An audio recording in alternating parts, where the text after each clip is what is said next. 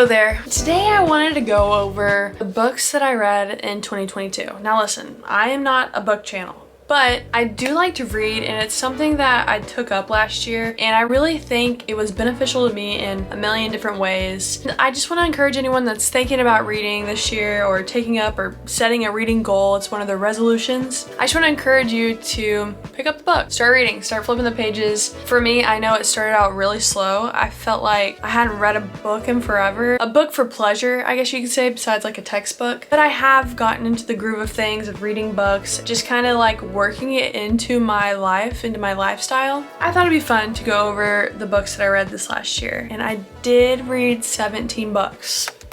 I know. She's a reader. She's so good at reading. I read 17 books last year, which, you know, it's a good number for a beginner. There are these girls out here reading 50, 100 books a year. Couldn't be me.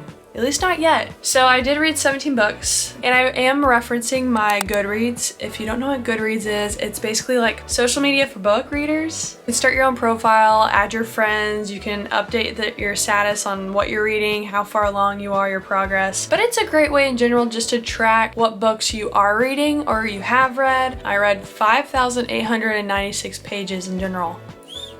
Wow. Give myself a pat on the back for that one. Shortest book I read was 223 pages. Longest book I read was 410 pages. Average book length in 2022 is 345 pages. I have confidence in picking up a book that size now. The first book that I read last year, in 2022, I started reading in, I want to say it was June of last year. And it was summertime, and I wanted to be able to go lay out on the beach and read a book. That was like the vibe, you know, that was the vibe I was looking for. I also was at this time trying to stop being on social media as much. I feel like reading a book is a great way to get off your phone, find a distraction in something else rather than social media, looking into other people's lives all the time. First book was Unhoneymooners. I don't want to go too in depth to these books because then I'll just start rambling. The type of books that I tend to lean towards are romance books, rom-com type books, and you know, just stuff like that where there's usually it's a love story in a way. It doesn't have to be mushy gushy, but you know, I do love a good rom-com. So Unhoneymooners, it was about a girl who goes on her sister's honeymoon with her now brother-in-law's brother, and you see how that goes. They hate each other, then they love each other. It was a good book. I think I gave it 3 stars. It was the perfect starting. Wasn't super spicy, if you know what I mean, but it was good. Second book I read was Emily Henry's Book Lovers. Now the thing about books nowadays is they have the most adorable covers. And I know you're not supposed to judge a book by a cover. I mean, it's a good book cover in general. It was about literary agent, goes to a small town with her sister, ends up falling in love with someone that's her enemy in the industry. Great book. 3 stars. Emily Henry has really popular books, and I definitely recommend all of them. I remember reading this book and literally laughing out loud. I found myself like, you know what I mean? So great book. I definitely recommend if you're into rom-com. After that, I read The Summer I Turned Pretty.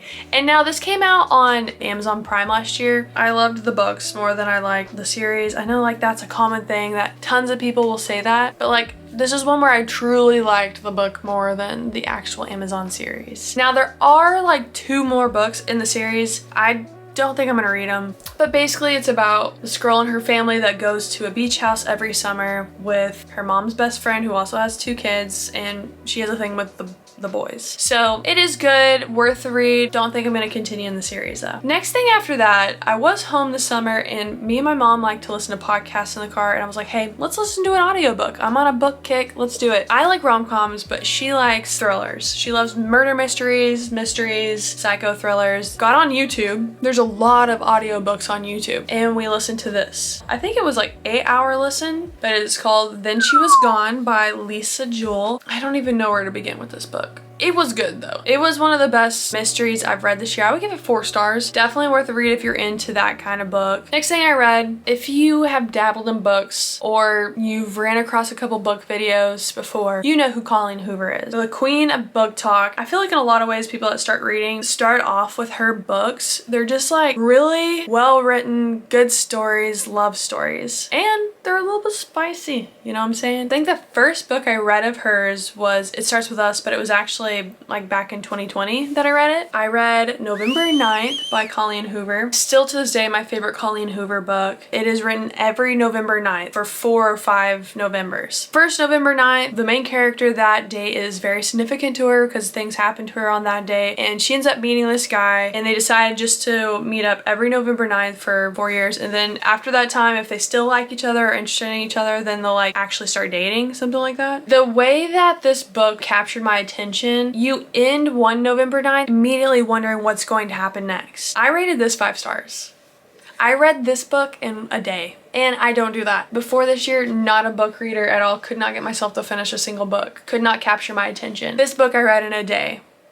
You have to read it. If you're going to pick up a Colleen Hoover book, read it. Next book, this I listened to on audiobook, was The Seven Husbands of Evelyn Hugo by Taylor Jenkins Reid. She's probably one of my favorite authors, which isn't saying much just because like I've just kind of discovered authors this year, like kind of have read enough to form an opinion. The premise around this book, a woman is interviewing Evelyn Hugo. It goes from flashback to present time. Evelyn Hugo was a movie star in the golden age of Hollywood, and she tells her life story, and you kind of figure out a lot about her. It wasn't at all what I was anticipating. It was definitely worth the listen, the read. It's such a well-written story and well like formed story in general. And I think they're actually going to make this into a movie, so stay tuned for that. Start reading it now before it comes out. After that, I read Ugly Love by Colleen Hoover. This is by far the spiciest Colleen Hoover book in my opinion. Ugly Love is about a girl named Tate, and she falls in love with her brother's next door neighbor in their apartment, who is a pilot. Her brother's a pilot. Basically, he has quite the past. You know, he's got skeletons in the closet, and he doesn't want a serious relationship. So, you know, there's that struggle of we want to be together, but we shouldn't kind of thing. It's definitely 4 or 5 stars. Okay, 4.5 stars. I think it might be like my second favorite Colleen Hoover book, but I think I've only read 4. Next after that was Here's to Us by Ellen Hildebrandt. It is a different type of book for me because it wasn't a rom-com. It was just like a fiction book, just a story about these 3 women that were all married to the same man at different points in their lives. They pretty much are brought together at his house that they all pretty much owned with him at some point in their marriages. It just brings up a lot of memories, brings up a lot of feelings. It's a good story, but it was so much detail. After that, I read another Taylor Jenkins Reid novel called One True Love. This was my first book I read on my Kindle. This is the book that really made me love Taylor Jenkins Reid. Basically, what you need to know about this book is the main character marries the love of her life. He goes off on this trip and basically gets lost at sea. So she has to move on with her life, falls in love again. Her first husband comes back, and it's like, oh, who do you decide to be with? You're in love with this guy at a certain time, but now you're a different person and you love this guy. This book was 4 stars. 4 stars for sure. It's a really good book. You should read it.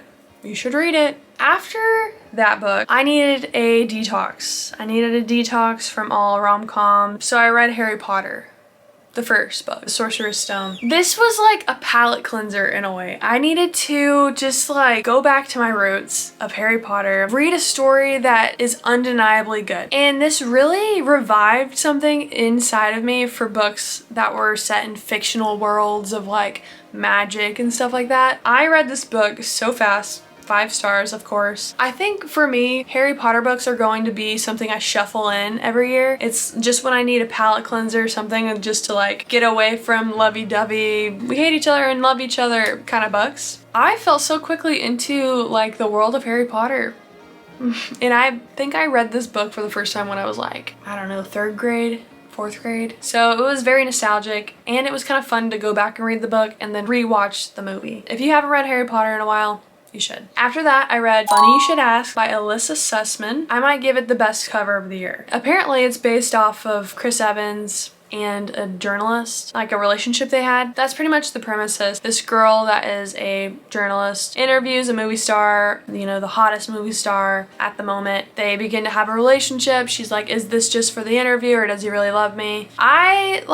Honestly, it's a great concept, and I love reading books about like fake famous people. I don't know, it just like went on too long for me. It did not live up to the expectation, and it had a great start, but the ending just wasn't like, it was, I don't know, you get to the middle of the book and you're like, what are we doing? Where are we at? The next book after that was The X Talk by Rachel Lynn Solomon. I've quickly fallen in love with this author, but she's just hilarious. And it's about a girl that works in a radio station, a public radio station, starts a show with, you know, a guy that she does not click with in the office, you know, a young reporter who is like condescending. You know, they quickly begin to like kind of fall for each other while they're supposed to be on a show where they're exes, and they like start a podcast together anyways. After that, I read probably my favorite book of the year, Daisy Jones and the Six by Taylor Jenkins Reid. It is sex, drugs, rock and roll. Fake famous people, story about a rock band, story about a complicated love. It is so good. 5 stars. This is actually coming out on Amazon Prime this year, which I'm a little scared about, but I'm excited because it's one of Reese Witherspoon's productions. She usually does pretty good with portraying the book as they should be. It is a limited series. It's going to be episodes. Elvis Presley's granddaughter is playing Daisy, and it just has some really good actors in it. I'm excited to watch it. The 14th book I read this year was It Starts With Us by Colleen Hoover. Now, this was the second book in the It Ends With Us series. It came out in October of 2022. It was a solid book. It was good. If you liked It Ends With Us, you should like It Starts With Us, because basically It Ends With Us put Colleen Hoover like on the map for a whole new audience of people, and It Starts With Us was in a way a like thank you to her readers and to like everyone else that fell in love with her books and read all her books because of It Ends With Us. I love a good happy book every once in a while. 15th